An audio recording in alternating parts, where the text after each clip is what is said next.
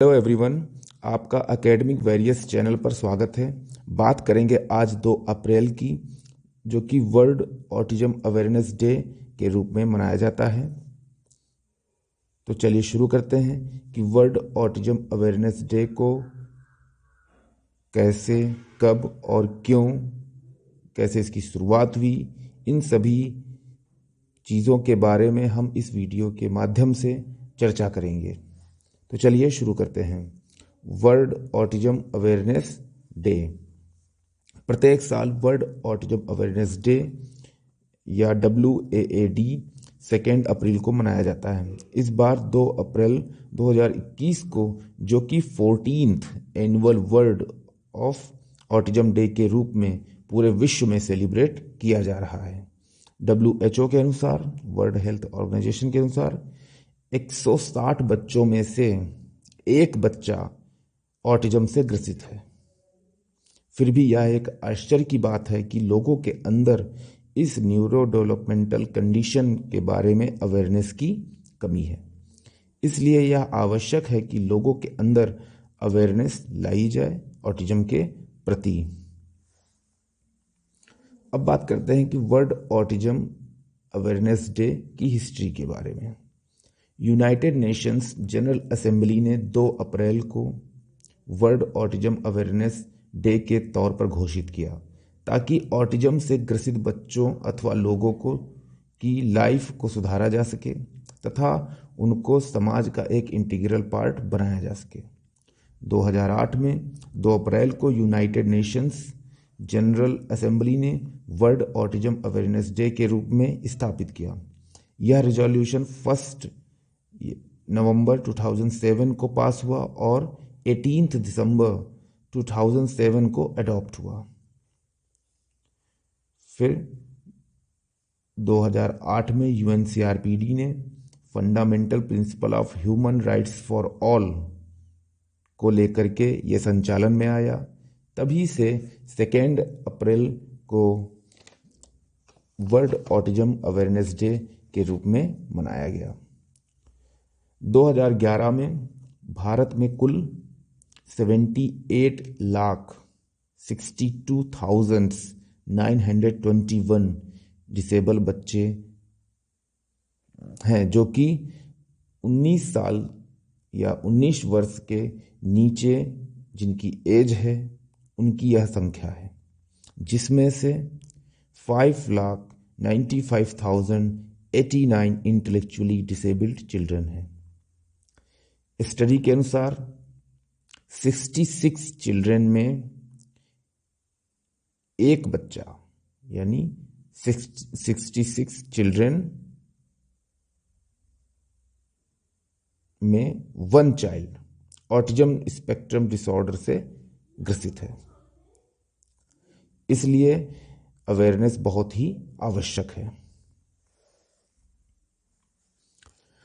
अब बात करते हैं world autism awareness day themes की। देखिए, कोई भी अवेयरनेस डे हो या कोई भी प्रोग्राम हो, उसकी क्या थीम होती है। कोई ना कोई थीम होती है, तभी वो चीज़ सेलिब्रेट की जाती है या ऑर्गेनाइज की जाती है।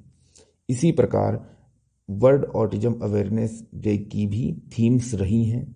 जो प्रीवियस थीम्स रही हैं वो कुछ इस प्रकार हैं।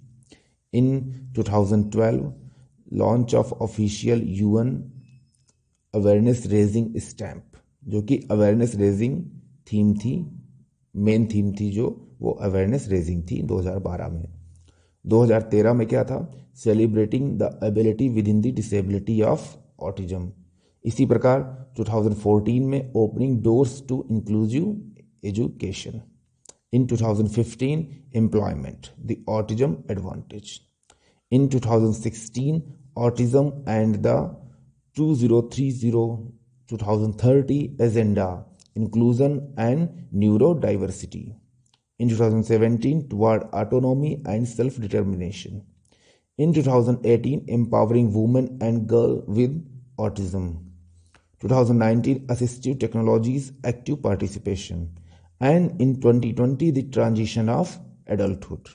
अब बात करते हैं कि आज की world autism awareness day 2021 that is आज की जो थीम है वो है 2021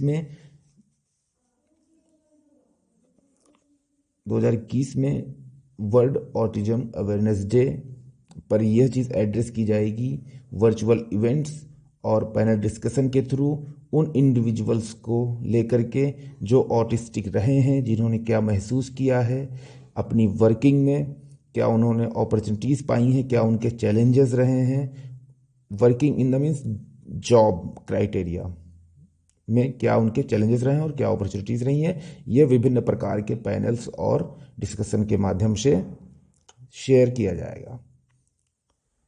सिंपली हम कह सकते हैं कि the UN has chosen a theme that is inclusion in the work place, challenges and opportunities in a post pandemic world.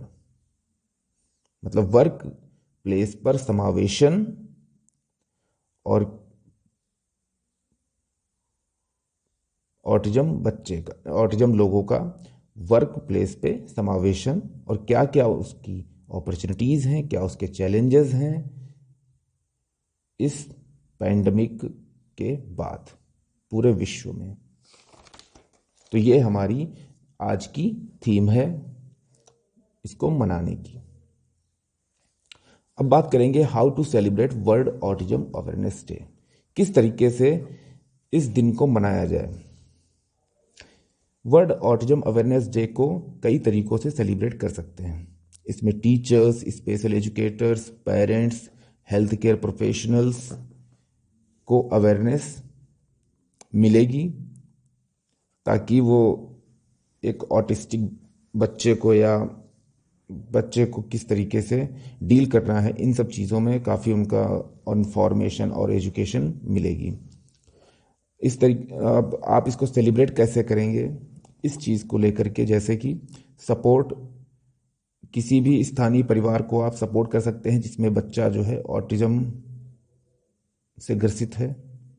आप किसी ऑर्गेनाइज में डोनेशन दे सकते हैं ताकि वहाँ पर सर्विसेज को और अच्छा बनाया जा सके। आप अगर प्रोफेशनल हैं तो आप अपनी इंफॉर्मेशंस को कम्युनिटी में या लोकल्स में शेयर कर सकते हैं ऑटिज्म के प्रति।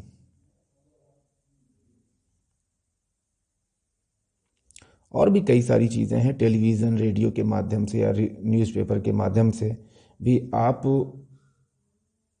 अवेयरनेस को क्रिएट कर सकते हैं कि हाँ किस तरीके से एक ऑटिज्म से ग्रसित बच्चे को या लोगों को या किसी भी एडल्ट को डील किया जा सके। अब बात करते हैं कि आखिरकार ऑटिज्म होता क्या है। Understanding autism. ऑटिज्म को ऑटिज्म स्पेक्ट्रम डिसऑर्डर भी कहते हैं। ऑटिज्म एक न्यूरोलॉजिकल कंडीशन है जो कि कम्युनिकेशन, सोशल इंटरेक्शन और लैंग्वेज के एरिया को प्रभावित करता है। इसमें रेंज ऑफ बिहेवियरल पैटर्न्स रहते हैं। रेंज ऑफ बिहेवियरल पैटर्न्स मतलब विभिन्न प्रकार के बिहेवियरल्स का पैटर्न रहता है जो कि चेंज हुआ करता है, इसलिए इसे ऑटिज्म स्पेक्ट्रम डिसऑर्डर कहते हैं। स्पेक्ट्रम ये पैटर्न को लेकर के कहा गया है। ऑटिज्म को साधारणतया हम इस तरीके से कह सकते हैं कि एक अगर कोई ऑटिस्टिक बच्चा है तो उसको क्या क्या डिफ़िकल्टी होती है या क्या कौन से एरियाज में समस्या होती है ऑटिज्म के होने से, इसको इस तरीके से डिफ़ाइन कर सकते हैं। उसको डिफ़िकल्टी होती है कि दूसरा इंसान जो कि नॉर्मल, वो कैसे फील करता है या वो कैसे सोचता है, उससे कैसे इंटरेक्ट करें, कैसे उससे कम्युनिकेट करें। इन सब चीज़ों में उसको बहुत ही ज़्यादा समस्या आती है। उसकी भाषा में, उसके कम्युनिकेशन में, उसके इंटरेक्शन में, इवन इंफॉर्मेशन प्रोसेसिंग में, इन सब चीज़ों में बहुत ही ज़्यादा एक ऑटिस्टिक बच्चे या एडल्ट को काफ़ी समस्याएं फेस करनी पड़ती हैं और वो बार बार उन्हीं सेम चीज़ों को रिपीट करते हैं। ये भी एक उनका बिहेवियरल प्रॉब्लम है। अब बात करते हैं science of autism during communication and interaction. क्या साइंस हैं, क्या सिम्टम्स हैं, इन सब के बारे में हम देखेंगे कि आखिरकार एक ऑटिस्टिक बच्चे में क्या क्या सिम्टम्स हो जाते हैं। ऑटिज़म अर्ली चाइल्डहुड में ही डेवलप हो जाता है और इसके सिम्टम्स पहले साल से दिखने लगते हैं। अधिकतर केसेस में, ऐसा नहीं है कि सभी में, या फिर पहले साल में सामान्य। ये भी हो सकता है कि हाँ, कि बच्चा पहले साल तक बहुत ही सामान्य रहा, उसके बाद 18 से 24 मंथ्स में ये सिम्टम्स अपने आप दिखने लगते हैं। जैसे कि बच्चा आई कांटेक्ट या उसके फेशियल एक्सप्रेशंस में कमी है, बिल्कुल शांत है, उसका नाम बुलाने पर वो रिस्पॉन्स नहीं कर रहा, जब कोई बात कर रहा है तो वो सुन नहीं रहा, वो प्रिफर टू अलोन, अकेले रहने में उसको ज़्यादा अच्छा लग रहा, या ये अच्छा लग रहा नहीं, मतलब एक कंडीशन है कि वो अकेले ही रहने में प्रिफर कर रहा। रोबोट के तरीके बोलना, जैसे कि रोबोट बोलता है उस तरीके से उसकी स्पीच या लैंग्वेज है। साधारण अनुदेशन व सूचना को एक्सेस ना कर पाना, आप कोई सिंपल इंफॉर्मेशन या सिंपल इंस्ट्रक्शन दे रहे हैं, उस चीज़ को भी वो एक्सेस नहीं कर पा रहा, और उसके अंदर एग्रेशन है या एग्रेसिव बिहेवियर को प्रकट कर रहा है और बार बार सेम बिहेवियर को रिपीट कर रहा है। इस प्रकार के बहुत सारे सिम्टम्स जो होते हैं उस बच्चे में या एडल्ट में देखने को मिलते हैं। अब बात करेंगे कि किस तरीके से हम ASD को, ऑटिज्म स्पेक्ट्रम डिसऑर्डर को डायग्नोस करेंगे। इसमें से सबसे पहला है डेवलपमेंटल स्क्रीनिंग। डेवलपमेंटल स्क्रीनिंग का मतलब है कि बच्चा जैसे जैसे बड़ा होता जाता है वैसे वैसे उसकी स्क्रीनिंग की जाती है। Like regular health checkups. Doctor recommend करता है कि पेरेंट्स को कि अपने बच्चे को 18 मंथ्स, 24 मंथ्स, 13 मंथ्स में स्क्रीनिंग करवाएं, ताकि बच्चे की basic skills like language, learning, speaking, movements, behaviour को सही किया जा सके या उनमें ट्रेनिंग दी जा सके, ताकि उसको आगे चल के उन सब चीज़ों में प्रॉब्लम ना फेस करनी पड़े। दूसरा है test for diagnosing autism. Behaviour को मॉनिटर करने की क्रियाएं, activities for monitoring behavioural patterns, ये आप कर सकते हैं कि हाँ, आप उसकी जो भी बिहेवियरल एक्टिविटीज़ हैं आप उनको मॉनिटर कर रहे हैं बहुत ही बारीकी से, कहाँ पे क्या समस्या है।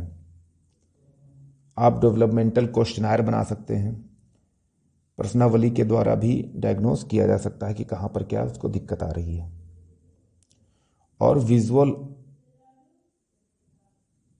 एंड ऑडियो टेस्ट के माध्यम से आप उसकी स्पीच और हियरिंग कैपेसिटी या जो भी उसको दिक्कत है उस चीज़ को भी आप बड़े आराम से डायग्नोस कर सकते हैं। कई बार ऐसा होता है कि बच्चे के अंदर स्पीच, लैंग्वेज, इवन कई सारी प्रॉब्लम्स एक साथ हो जाती हैं, तो उन सब चीज़ों को भी डायग्नोस किया जा सकता है। अब बात करते हैं ट्रीटमेंट फॉर ऑटिज्म। ऑटिज्म को किस तरीके से क्योर किया जा सकता है। पूरी तरीके से क्योरेबल नहीं है, ना दवाइयों से और ना ही ट्रेनिंग से, फिर भी कुछ हद तक या मैक्सिमम अचीवमेंट रहती है कि हाँ, उसको इंडिपेंडेंट किया जा सके।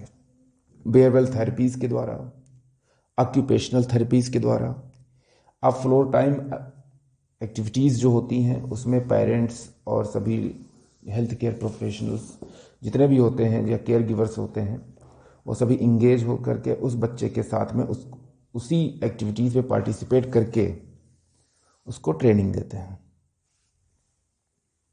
अब बात करते हैं कि अवेयरनेस क्यों इम्पॉर्टेंट है।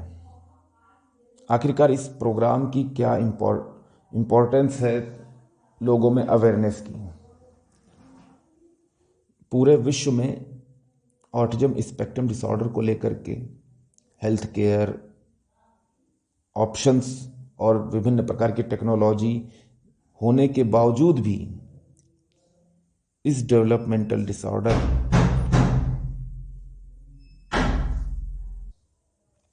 कहने का मतलब यह है कि पूरे विश्व में ऑटिज्म स्पेक्ट्रम डिसऑर्डर को लेकर के बहुत सारे हेल्थ केयर ऑप्शंस हैं और विभिन्न प्रकार की टेक्नोलॉजी होने के बावजूद भी इस डेवलपमेंटल डिसऑर्डर को सिर्फ लगभग आधी जनसंख्या में ही डायग्नोस किया गया।